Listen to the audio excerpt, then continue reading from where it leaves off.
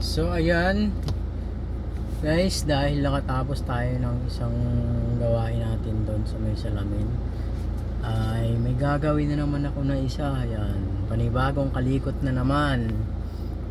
Ang problema, yung kanyang side mirror hindi umaano, hindi bumubuka.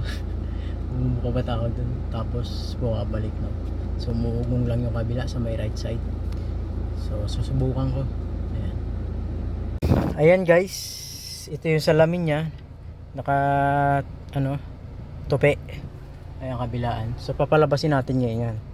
Ito pipindutin ko to, lalabas yung salamin niya to. Ito mo.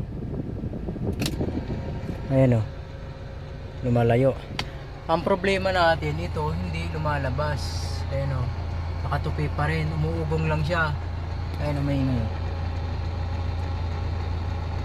Diba? Ayan o, nakatupi pa rin siya o. Hindi tulad nitong isa.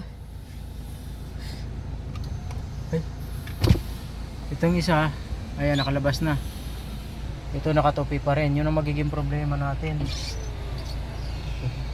Hanapin natin yung diferensya niyan. Puro ugong lang siya, hindi naman siya umano, no? Buka. So ayan, panibago na naman tayong gagawin. Tirahin ko na yan. Ayan guys, wala na akong problema oh. Tinanggal ko na lang yung side mirror. Para wala na problema. Ito yung side mirror oh, backlash na oh. Itingnan natin yun oh. Oh. At ayun na nga, nakita na namin ang problema. Ayan oh, basag yung gear nya.